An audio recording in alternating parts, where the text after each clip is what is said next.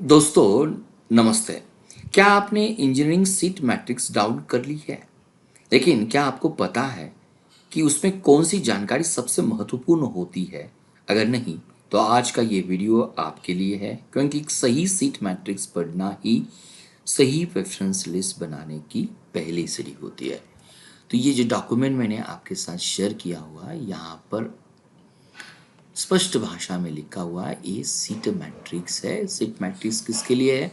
Cap round first की admission first year under graduate technical courses in engineering and technology के लिए। तो ये सीट मैट्रिक्स है।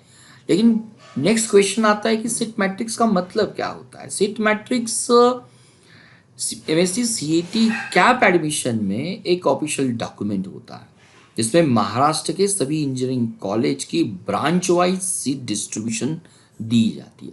ऑलमोस्ट आप ये देखोगे, ऑलमोस्ट ये एक पीडीएफ है, मोर देन 2000 पेजेस का पीडीएफ है।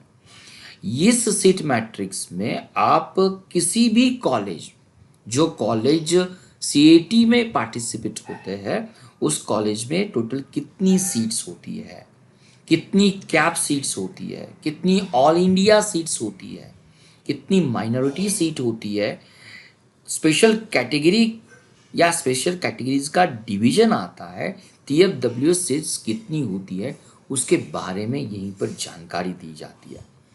हम एक कॉलेज के साथ सीट मैट्रिक्स को समझने की कोशिश करेंगे। यहाँ पर फर्स्ट जो कोड आपके सामने आता है, ये कोड आता है, यहीं पर आप देखने की कोशिश करो। ये कोड आता है 01002, उसे हम कॉलेज कोड कहेंगे, और कॉलेज कोड के सामने हमें उस कॉलेज का नाम ही आता है। जब हम प्रेफरेंस फॉर्म या ऑप्शन फॉर्म में प्रेफरेंस लिस्ट बनाने की कोशिश करेंगे, तो definitely automatically it is a system generated होता है, कॉलेज का कोड भी आता है, कॉलेज का नाम भी आता है। नेक्स्ट आता है हमारे लिए सबसे इंपॉर्टेंट चीज जो होती है सीट मैट्रिक्स में। अगर फॉर एग्जांपल हम यहीं पर देखें, ये कॉलेज है government college of engineering. Government college of engineering में ये जो सीट मैट्रिक्स है, यहाँ क्लियरली मेंशंस किया हुआ है कि थ्रू कैप राउंड यहाँ पे टोटली 6 सीट्स के लिए ये कॉम्पिटिशन्स होगी या उसके लिए एडमिशन होगा। लेकिन नेक्स्ट बात, ये किस ब्रांच के लिए या किस कोर्स के लिए है? इस कोर्स का नाम दिया है सिविल इंजीनियरिंग। जिस तरह से कॉलेज कोड आपको वहीं पर मिलता है, उसी तरह से कोर्स के लिए आपको ब्रांच के लिए एक कोड मिलता है। तो हमें ये बिल्कुल मग करने की बिल्कुल ज़रूरत नहीं है, ये सिस्टम जनरेटेड होता है। जैसे भी हम कॉलेज को सिलेक्ट कर लेते हैं, ऑटोमेटिकली कॉलेज कोड के साथ हमें ये चॉइस कोड मिलता है। तो चॉइस कोड क्या होता है? चॉइस कोड कुछ अलग नहीं होता उसी, लेकिन अगर हम ध्यान से देखने की कोशिश करेंगे तो हर एक चॉइस कोड में आपको पहले कॉलेज का कोड आता है। यहीं पर देखो 01002 ये कॉलेज का कोड है। उसके बाद 19110 ये सिविल इंजीनियरिंग इस कोर्स का कोड आता है। तो इस तरह से हमने इसको देखना है। प्रेफरेंस भरते समय ब्रांच का चॉइस कोड भी उपयोग किया जाता है। यहाँ पर मैं आपसे बात करना चाहता हूँ, सपोज ये कॉलेज देखो, ऑलमोस्ट यहीं पर आपको ये कॉलेज मिल रहा है, government college of engineering Amravati. Next अगर हम इस सीट मैट्रिक्स को देखने की कोशिश करेंगे तो आपको वही कॉलेज यहीं पर मिल रहा है, लेकिन ये जो कैप सीट्स अवेलेबिलिटीज है, ये कोर्स नेम अलग है। ये कोर्स नेम है कंप्यूटर साइंस और इंजीनियरिंग के लिए। अगर कोर्स नेम चेंज होता है तो उसका ये कोड भी चेंज होता है। तो वन कॉलेज के लिए जितने ही ब्रांचेस होती है, उतना यहीं पर आपको चॉइस कोड मिलेगा। सेम थिंग है, यहीं पर भी देखो आपको सेम कॉलेज कोड मिल रहा है, लेकिन इस कॉलेज कोड में आपको जो ब्रांच आती है, कोर्स नेम आता है इंफॉर्मेशन टेक्नोलॉजी, उस इंफॉर्मेशन टेक्नोलॉजी के लिए आपको अलग सा चॉइस कोड मिलता है। Almost government college of engineering Amravati के लिए हमारे यहाँ पर ऑलमोस्ट 6 ब्रांचेस आती है या 6 चॉइस होता है। उसी को हम कहेंगे कि एक नेक्स्ट चॉइस आती है। कॉलेज तो सेम है, बस कोर्स नेम अलग है। तो आप जिस स्ट्रीम में एडमिशन लेना चाहते हैं, जिस कोर्स में एडमिशन लेना चाहते हैं, तो आपका ध्यान यहीं पर होना चाहिए कि कैप थ्रू कितने सीट्स यहीं पर अवेलेबल है, और ऑटोमेटिकली कॉलेज का कोड और चॉइस कोड जरूर यहीं पर आता है।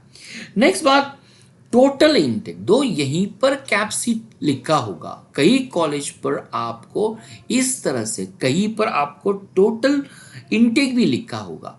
अगर टोटल इनटेक यहीं पर मानो 120 लिखा है, 120 जस्ट मैं कोशिश कर रहा हूं 2 लिखने की, तो उसका मतलब होता है इस कॉलेज के लिए 120 टोटल इनटेक है, लेकिन जो कैप सीट्स बच्चों की कंपटीशन के लिए अवेलेबल है ओनली 6 है। तो रिमेनिंग 30 सीट्स ये कॉलेज की मैनेजमेंट के द्वारा उसको कंप्लीट किया जाएगा।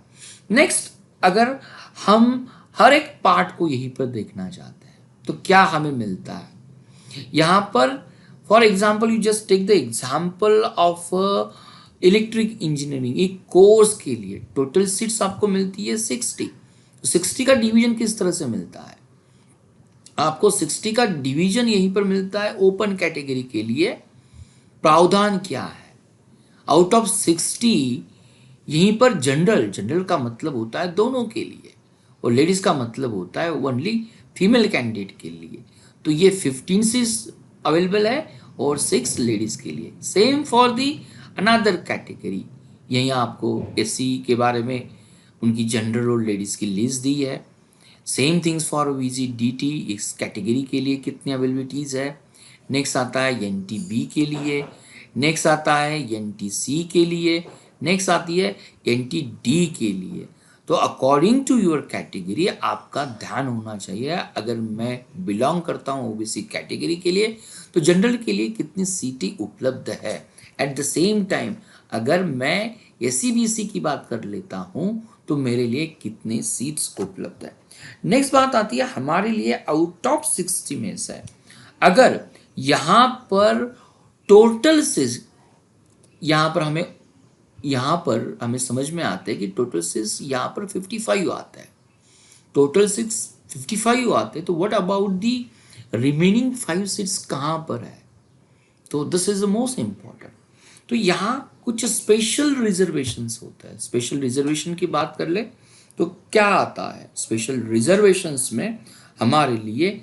ऑलमोस्ट यहाँ पर जिस तरह से मैंने मेंशंस किया है, ऑर्फन इंस्टीट्यूशनल 1 कैटेगरीज होती है। ऑर्फन इंस्टीट्यूशनल का मतलब होता है जो स्टूडेंट्स, यहीं पर मैं क्लियरली मेंशन करना चाहता हूँ कि ये ऑर्फन आई और ऑर्फन यन क्या इंडिकेट कर लेता है, दोनों में क्या फर्क होता है, उसका मेन पर्पस क्या है। अभी ऑर्फन आई इंस्टीट्यूशनल का अर्थ होता है कि विद्यार्थी सरकार द्वारा मान्यता प्राप्त अनाथालय, जिसे हम चाइल्ड केयर इंस्टीट्यूशंस कहेंगे या CCI कहेंगे, में रहकर बड़ा हुआ है। यानी विद्यार्थी सरकारी या सरकार से मान्यता प्राप्त संस्था में पला बड़ा है, उसके पास संबंधित संस्था द्वारा जारी आवश्यक प्रमाण पत्र होते हैं। ऐसे विद्यार्थियों के लिए ऑर्फन इंस्टीट्यूशनल श्रेणी लागू होती है। नेक्स्ट आती है ऑर्फन यन, जिसे हम कहेंगे नॉन इंस्टीट्यूशनल। इसका अर्थ है विद्यार्थी अनाथ है लेकिन वह किसी मान्यता प्राप्त अनाथालय में नहीं रहा। उदाहरण के लिए माता पिता का निधन हो चुका है, बच्चे का पालन पोषण उसके दादा दादी, चाचा चाची, मामा मामी, रिश्तेदार या अभिभावक ने किया है। कि वह किसी चाइल्ड केयर इंस्टीट्यूशंस में पंजीकृत या रजिस्ट्रेशन नहीं रहा। ऐसे विद्यार्थियों के लिए ये ऑर्फन नॉन इंस्टीट्यूशनल श्रेणी में उनको रखा जाता है। जस्ट हमारे नॉलेज के लिए ऑर्फन आई और ऑर्फन यन क्या होता है ये भी हमें समझ में आता है। नेक्स्ट, अगर हम यहीं पर आपको कुछ टेक्निकल टर्म्स मिलती है, यहाँ पर जिस तरह से मैंने कहा नीचे आपको विशेष रिजर्वेशन मिलता है। विशेष रिजर्वेशन पर्सन विथ डिसेबल उनके लिए क्या रिजर्वेशन से आपको यहाँ पूरी समझ में आती है कि हर एक कैटेगरीज में इस सीट्स में क्या अवेलेबिलिटीज है। उसी तरह से डिफेंस, अगर आपके पापा डिफेंस में है तो डिफेंस के लिए ओपन कैटेगरी में कोई रिजर्वेशंस है, ओबीसी एससी में टोटल सीट्स कितने अवेलेबल है, उसी के बारे में यहीं पर चर्चा की जाती है। नेक्स्ट आपको वहीं पर मिलता है one more orphan seats, PWD defence, ये मैं कहूँगा कि एक कॉलम स्पेशल रिजर्वेशन के अंतर्गत सीट्स आती है। लेकिन सबसे इम्पोर्टेंस वन मोर सेक्शन आपको मिलता है टी एफ डब्ल्यू एस का मतलब होता है ट्यूशन फी वेवर स्कीम। तो out of 60 seat tuition fee waiver scheme के लिए चॉइस कोड भी अलग है, यहाँ आपको देखना पड़ेगा। ये अगर आप एलिजिबल है तो आपका चॉइस कोड भी अलग रहेगा, और इसके एंड में आपको टी ये लेटर भी मिलता है। तो यू शुड बी अंडरस्टैंड कि ये किसके लिए है। तो this is the one more not reservation but the special kind of incentive, जिसे अच्छे मार्क्स मिलते हैं उनके लिए सिंपल भाषा में मैं समझाने की कोशिश करूँगा। नेक्स्ट टाइप जो आता है जहाँ पर हम ई डब्ल्यू एस कहते हैं। ई डब्ल्यू एस का मीनिंग ही होता है इकोनॉमिकली वीकर सेक्शन। तो ये इकोनॉमिकली वीकर सेक्शंस में टोटल सीट्स कितनी अवेलेबल होती है, यहाँ पर आपको इस तरह से इस पूरी सीट मैट्रिक्स को देखना चाहिए। नेक्स्ट आता है वन मोर, आपको कैटेगरीज मिलती है। वन मोर कैटेगरीज में आता है ऑल इंडिया सीट्स। अगर हम यहीं पर देखने की कोशिश करेंगे, all India seats out of 60 में वो 0 है, किसी जगह पर आपको 5 सीट्स मिलती है। तो ऑल इंडिया सीट्स ये किसके लिए है? अगर किसी विद्यार्थी ने जेई मेन दिया है तो ऑल इंडिया सीट्स भी उसके लिए महत्वपूर्ण हो सकती है। किसी इंस्टीट्यूशन में हमें इसकी ओर भी देखना चाहिए। तो सीट मैट्रिक्स में इसकी जानकारी हमें अलग से मिलती है। अलग से जानकारी किसके लिए होती है? सेम थिंग्स हमें माइनॉरिटी सीट्स के लिए भी अलग से जानकारी दी जाती है। आउट ऑफ 60 में से कितने सीट्स अवेलेबल है, और यहाँ पर इंस्टीट्यूशनल सीट्स कितने अवेलेबल है, और ये महाराष्ट्र स्टेट की सीट कितने अवेलेबल है, इनकी जानकारी हमें मिलती है। तो दोस्तों, सीट मैट्रिक्स को हमें इस तरह से पढ़ना चाहिए। सीट मैट्रिक्स हमें इस तरह से गाइड कर लेता है। तो सीट मैट्रिक्स केवल सीटों की सूची नहीं है, यह आपके एडमिशन की स्ट्रेटेजी बनाने का सबसे महत्वपूर्ण दस्तावेज भी है। जो विद्यार्थी सीट मैट्रिक्स को समझ लेता है उसकी प्रेफरेंस लिस्ट बनाने में कभी परेशानी नहीं होती। तो next at the base of this seat matrix में आपको कुछ शॉर्ट फॉर्म भी मिलते हैं। ये शॉर्ट फॉर्म समझना ही बहुत इंपॉर्टेंस होता है। फॉर एग्जाम्पल यहीं पर देखो, जिस तरह से कई जगह पर आपको यल मिलता है या यफ अगर मेंशंस किया होगा, तो वी हैव टू अंडरस्टैंड ये सीट केवल महिला अभ्यर्थियों के लिए आरक्षित है। यदि आप पुरुष उम्मीदवार है तो इस सीट पर आपका दावा नहीं होगा। नेक्स्ट आपको वन रेफरेंस मिलता है जहां पर के लिखा है।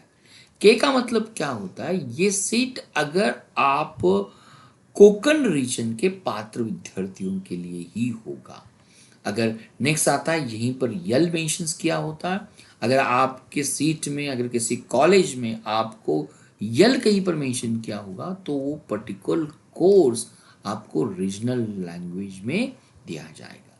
सेम थिंग्स, जब प्रेफरेंस लिस्ट आप पुट करते हो तो आपको अलग अलग शॉर्ट फॉर्म्स आते हैं। उसमें आपको वन शॉर्ट फॉर्म्स होता है एच यू, जो आपकी होम यूनिवर्सिटी, जिस होम यूनिवर्सिटी में आपका 12th पासिंग है, या ओ एच यू लिखा है, उसका मतलब होता है आपकी यूनिवर्सिटी छोड़कर जो यूनिवर्सिटीज़ आती है उसके बारे में आपको मिलता है। तो होम यूनिवर्सिटी के अलावा बाकी सभी यूनिवर्सिटी ओ एच यू में आती है।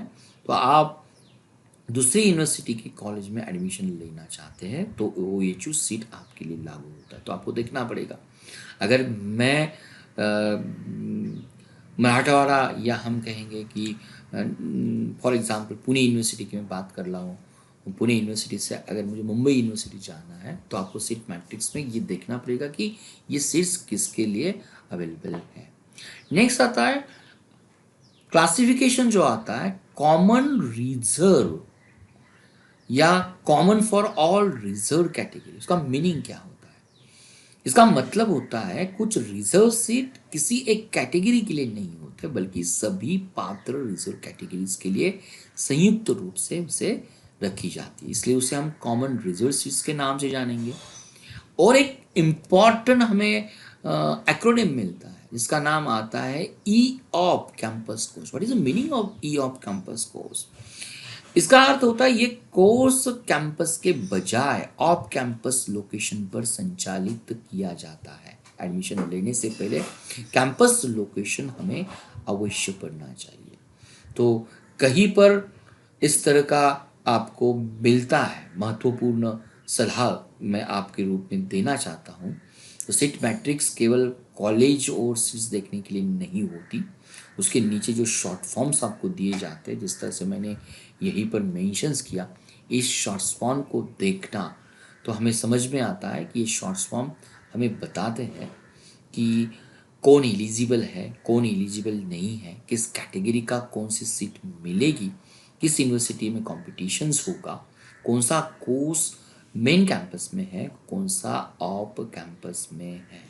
तो दोस्तों, अब जब भी आप इंजीनियरिंग सीट मैट्रिक्स देखें तो केवल सीट मत देखिए, उसके नीचे दिए गए शॉर्ट फॉर्म को भी आप ध्यान से पढ़िए। यही छोटी छोटी सी बातें आपको प्रेफरेंस लिस्ट को सही बनाती है और आपका प्रेफरेंस लिस्ट ही आपको आपके ड्रीम कॉलेज तक पहुंचा सकती है। ऐसे ही एमएसटी सीएटी कैप एडमिशन की सटीक जानकारी के लिए इस चैनल को ज़रूर आप सब्सक्राइब करें। तो ये वीडियो था कि सीएटी कैप एडमिशन में सीट मैट्रिक्स को पढ़ना क्यों ज़रूरी होता है और प्रेफरेंस लिस्ट बनाते टाइम हमें सीट मैट्रिक्स किस तरह से हेल्प कर सकता है। तो उम्मीद है आप इस वीडियो को भी बाकी लोगों तक शेयर करने की आशा आपसे मैं व्यक्त करता हूँ।